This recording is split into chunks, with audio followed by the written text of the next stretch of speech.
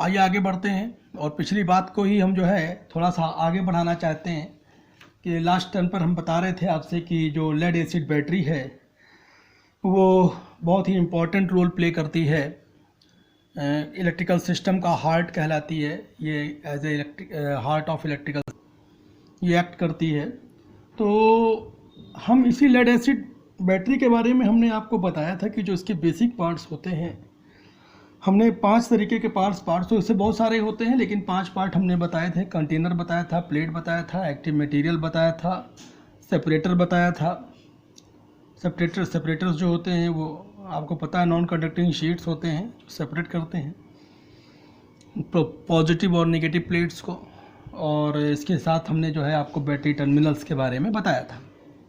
बहुत सारी बातें इस पर हो गई थी, लेकिन एक चीज़ ये थी कि जो इसमें रिएक्शंस होती हैं उसको थोड़ा सा बताना था कि जो इसकी वर्किंग होती है, इसमें रिएक्शन एक्चुअल में होता किस तरीके। वैसे आप पहले भी शायद पिछली छोटी क्लासेस में भी इसको पढ़ चुके होंगे, लेकिन फिर भी हम सोचे कि आपको एक बार इसको रिमाइंड करा दें, याद हो जाएगा तो ज़्यादा सही रहेगा। देखिए, चार्जिंग और डिस्चार्जिंग रिएक्शन दोनों किस तरह से होती हैं।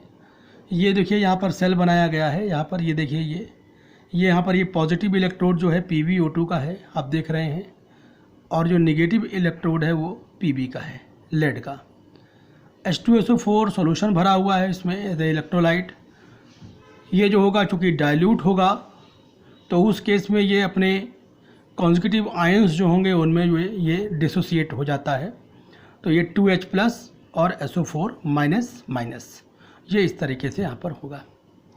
अब ये वाला जो दिखाया गया है वो डिस्चार्जिंग का दिखाया गया है। जब डिस्चार्जिंग होती है तो किस तरीके से डिस्चार्जिंग होगी यहाँ पर वो हम बता रहे हैं। देखिए, डिस्चार्जिंग के लिए देखिए यहाँ पर हमने ये इसकी इक्वेशन लिख रखी है कि जब डिस्चार्जिंग होती है तो उस केस में जो पॉजिटिव प्लेट होती है वो PbO2 हो जाती है। ये डिस्चार्जिंग का केस है ये। और जो नेगेटिव प्लेट होती है वो लेड में कन्वर्ट हो जाती है और H2SO4 सॉल्यूशन रहता ही रहता है। आपको पता है H2SO4 रहता है उस केस में। तो देखिए, ये डिस्चार्ज हो रही है, लोड है यहाँ पर लगा हुआ है, लोड रेजिस्टेंस RL दिखाया गया, करंट जा रही है पॉजिटिव से नेगेटिव की तरफ। ये इलेक्ट्रॉन रिच है, ये इलेक्ट्रॉन डिफिशिएंट है, यहाँ से इलेक्ट्रॉन इधर से इधर को आ रहे हैं, करंट इधर से इधर को जा रही है। बहुत सीधी सी बात है। यहाँ पर कुछ में कहीं बहुत ज़्यादा इसके अंदर कॉम्प्लिकेशन नहीं। अगर मान लीजिए अब चार्ज करते हैं, सबसे इंपॉर्टेंट चीज़ चार्ज में आती है कि चार्ज करने में किस तरीके से ये बिहेव करता है, कैसे रिएक्ट करता है। तो देखिए, चार्जिंग वाला डायग्राम जब हमने यहाँ पर अलग बना रखा है कि चार्जिंग में देखिए यहाँ पर हम जोड़ दिए, पॉजिटिव से पॉजिटिव वाला सिरा जुड़ गया, नेगेटिव से नेगेटिव वाला सिरा जुड़ गया।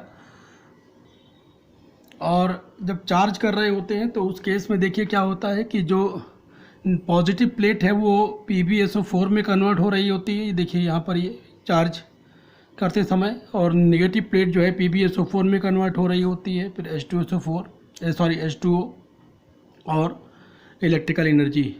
तो ये चीज़ें यहाँ पर आप देख रहे हैं कि जब डिस्चार्ज हुआ तो ये आया और चार्ज हुआ तो ये आ गया। इसमें इस तरीके से ये जो है एनर्जी का कन्वर्जन इसमें दिखाया गया है।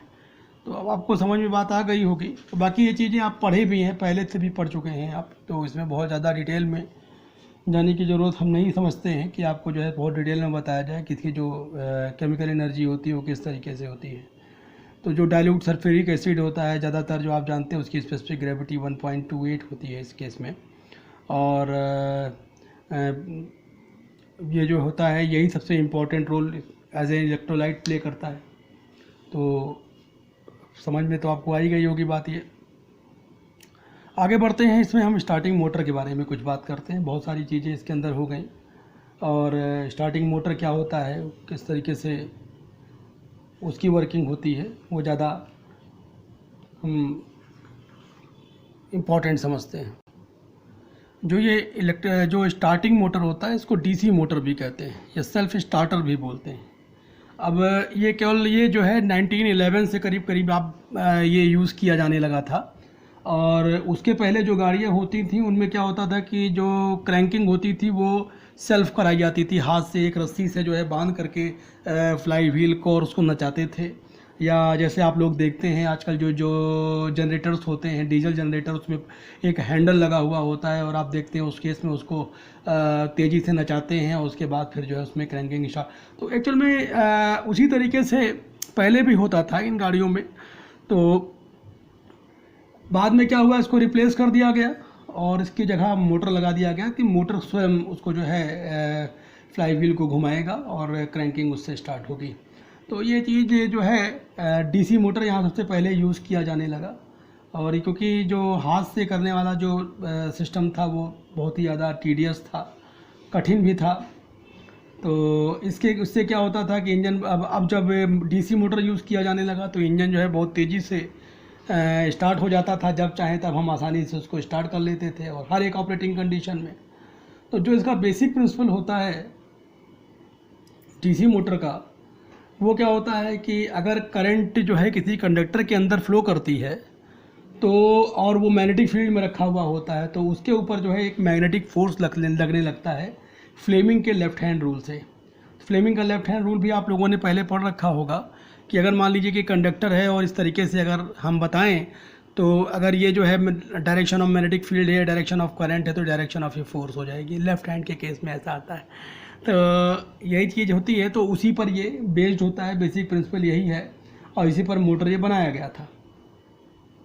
तो और जो फोर्स डेवलप होता है F equal to I B L sine theta, आप सभी लोगों ने इसके बारे में पढ़ा होगा। साइन थीटा की वैल्यू यहाँ थीटा को 90 डिग्री पे रखा जाता है और ये जो मैग्नेटिक फोर्स होता है ये मैक्सिमम डेवलप होता है। उस केस में जो है ये एक जो आर्मेचर कॉयल होता है उसके एंड पर ये फोर्स अगर डेवलप होता है तो टॉर्क वो एक्ट करने लगता है और उसी केस में जो है ये घूमने लगता है।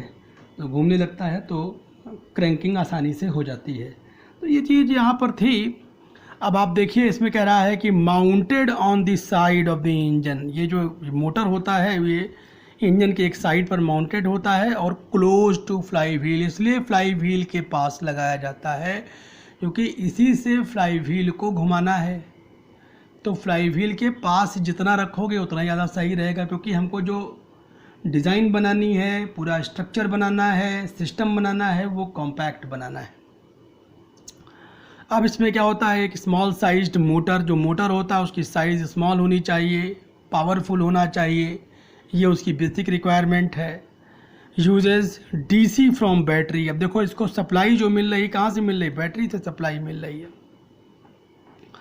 तो बैटरी से सप्लाई मिल रही है और फ्लाई व्हील को क्या करा देता है, वो रन करा देता है। बैटरी से करंट लिया, घूमने लग गया और उस केस में क्या हुआ, जो टॉर्क डेवलप हुआ, रोटेशन, उसके साथ वी बेल्ट से हम क्या करते हैं, फ्लाई व्हील को कनेक्ट किए रहते हैं।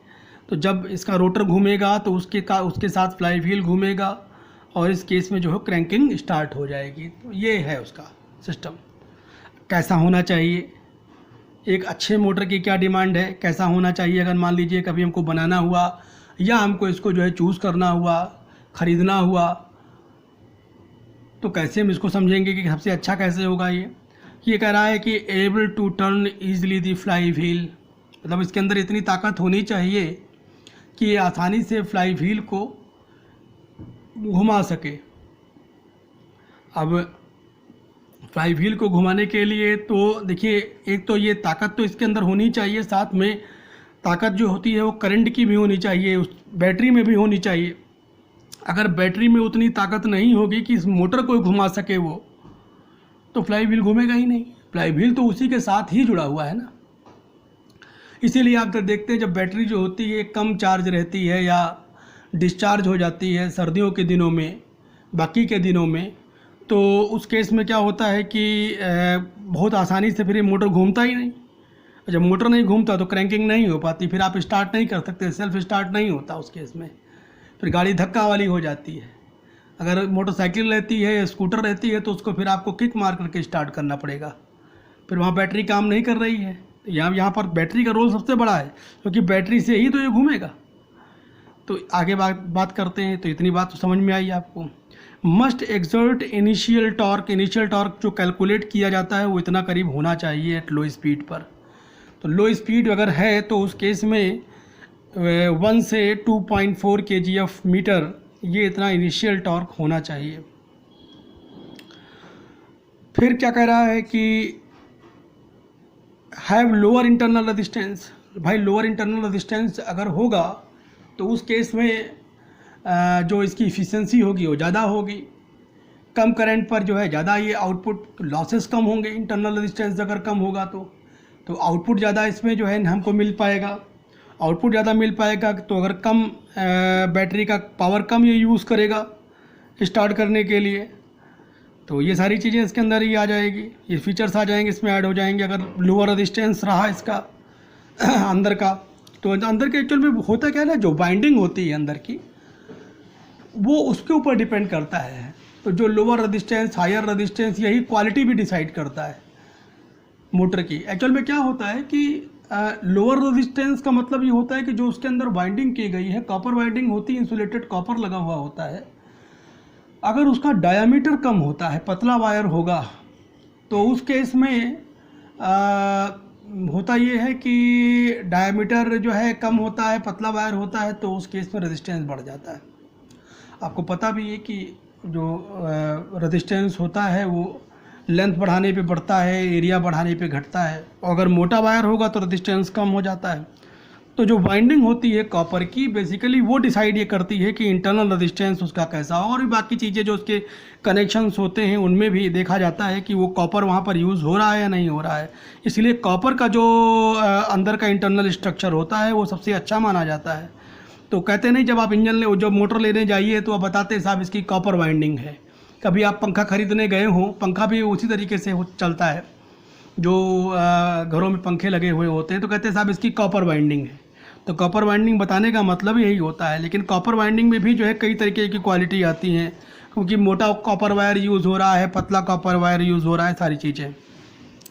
Robust and compact in construction, तो जो उसका कंस्ट्रक्शन है वो कॉम्पैक्ट, छोटा होना चाहिए, रोबस्ट होना चाहिए, ये चीज़ें हैं उसके अंदर। तो इसमें जो मोटर्स होते हैं वैसे तो बहुत सारे आते हैं, कई तरीके के आते हैं। हम पाँच छः तरीके के मोटर्स हैं उनके बारे में हमने यहाँ पर लिख रखा है। तो पहला तो जैसे मान लीजिए, पहला जो होता है ये डीसी मोटर जो होता है वो शंट वुंड मोटर कहलाता है। इलेक्ट्रिकल इंजीनियरिंग में आप लोगों ने जो बेसिक इलेक्ट्रिकल इंजीनियरिंग का कोर्स है उसमें आप लोगों ने पढ़ा भी होगा इसके बारे में। और दूसरा होता है सीरीज़ वुंड मोटर, और तीसरा होता है सीरीज़ शंट वुंड मोटर। अगले तरीके का जो होता है वो 2 पोल मोटर, 3 पोल मोटर अगला आता है, पाँचवा, छठा है ये, 6th है ये। तो 6th आप इसको समझिए, छठा। तो जो आता है वो आता है 4 पोल मोटर। तो नंबर ऑफ पोल्स बढ़ा दिए जा रहे हैं इसमें। तो ये क्लासिफिकेशन हो गया। तो ये जो है डिज़ाइन हम इम्प्रूव करते जा रहे हैं, रोबस्ट कॉम्पैक्ट बना रहे हैं, और पावर भी उसकी बढ़ा रहे हैं, क्योंकि पावर की भी रिक्वायरमेंट ज़्यादा है।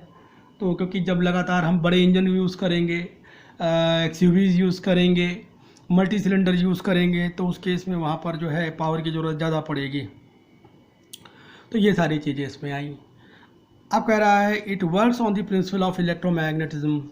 तो इलेक्ट्रोमैग्नेटिज्म का प्रिंसिपल हमने आपको बताया भी अभी कि जो है ये बेसिकली इस प्रिंसिपल पर यूज़ होता है कि जब कभी भी कोई करंट कैरिंग कंडक्टर किसी मैग्नेटिक फील्ड में रखा जाता है तो उसके ऊपर एक मैग्नेटिक फोर्स एक्ट करने लगता है, और जिसकी डायरेक्शन जो होती है वो फ्लेमिंग के लेफ्ट हैंड रूल से हम उसको देते हैं। और वो जो मैग्नेटिक फोर्स होता है उसको हम कैलकुलेट F=IBL sin थीटा के फार्मूले से करते हैं। ये पहले भी आप पढ़ चुके हैं, इसको इंटरमीडिएट में भी आपने ठीक ठाक पढ़ा होगा, अगर फिजिक्स तो उसमें पढ़ाया गया होगा। It produces greatest power when it run at about 1000 to 12,000 RPM। तो इसमें जब 1000 से 12,000 RPM पर ये रन करता है तो बहुत ज़्यादा इसमें पावर होती है। While the suitable cranking speed जो होती है वो कम होती है इससे, ये 80 से 100 RPM होनी चाहिए। तो अब जब अगर मान लीजिए मैक्सिमम पावर पर यूज़ हो रहा है तो जितना ज़्यादा RPM तुमको चाहिए भी नहीं, तो उस केस में हम क्या करते हैं, रिडक्शन गियरिंग करते हैं। तो रिडक्शन गियरिंग कर देते हैं तो उससे फार्मूला ये देखिए, उससे फ़ायदा ये होता है कि हमको फिर टॉर्क बढ़ा हुआ मिलता है। टॉर्क आपने देखा होगा, जब हमने फर्स्ट गियर वाला चैप्टर पढ़ाया था, जब गियर में, तो फर्स्ट गियर लगाते हैं तो कैसे वहाँ पर टॉर्क बढ़ा हुआ मिलता है। तो यहाँ पर वही रिडक्शन गियरिंग के बारे में बात कर रहा है। तो वहाँ पर आप जाओगे तो ये समझ में आ जाएगा, जो गियर रेशियो हमने लिखा है 15:1, 20:1। तो हमको बढ़ा हुआ टॉर्क चाहिए, क्योंकि हमको उस केस में जो क्रैंकिंग करानी है उसके लिए ज़्यादा पावर चाहिए, उसमें टॉर्क की ज़रूरत ज़्यादा पड़ेगी। तो is used between starter motor and the engine, ये चीज़ है। तो समझ में आपको मोटर के बारे में भी आ गया होगा। अब ये सब जो इसकी जो बेसिक डिज़ाइंस हैं और ये सब चीज़ें हैं मोटर के बारे में, वो इलेक्ट्रिकल इंजीनियरिंग का पार्ट है और हम यहाँ पर उसको डिस्कस करना उचित नहीं समझते। और आपने इलेक्ट्रिकल इंजीनियरिंग में जब भी कभी होगा तो पढ़ा भी होगा आपने, बेसिक कोर्स जो भी आपको इलेक्ट्रिकल इंजीनियरिंग का पढ़ाया गया होगा तो उसमें सर ने पढ़ाया होगा आपको, और नहीं पढ़ाया गया तो आप उसको फिर से पढ़िए, वहाँ जा करके देखिए। तो हम समझते हैं कि इलेक्ट्रिका जो स्टार्टिंग मोटर होता है उसका रोल जो ऑटोमोबाइल के केस में होता है वो आपको समझ में आ गया। आज हम यहीं तक रखते हैं, बाकी फिर अगले लेक्चर में बात करेंगे। Thank you.